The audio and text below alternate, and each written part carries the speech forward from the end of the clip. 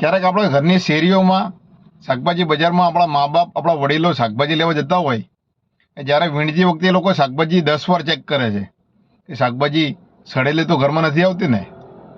તો શાકભાજી લેતી વખતે એ લોકો સડેલી ઘરમાં ના આવવા દેતા હોય તો આપણા માટે જે લોકો પાત્ર પસંદ કરે એ ખરાબ કે પસંદ કરશે? જરૂર નહીં કરે. આપણા માટે સારામાં સારું પાત્ર પસંદ કરશે. અને આ એમનો હક છે, આ એમની ફરજ છે. આ હક એમને આપણે ના છીનવો જોઈએ.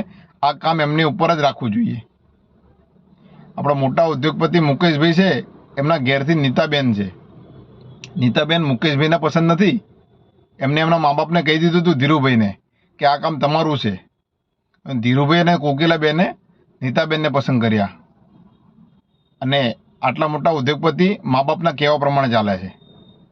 તો આપણે પણ એ પ્રમાણે મા બાપના કહેવા પ્રમાણે ચાલવું જોઈએ.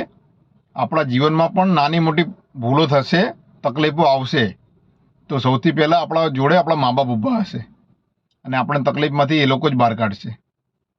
અને આપણા માટે જે કોઈ બી પસંદ કરે એ સારામાં સારું શ્રેષ્ઠમાં શ્રેષ્ઠ પસંદ કરશે.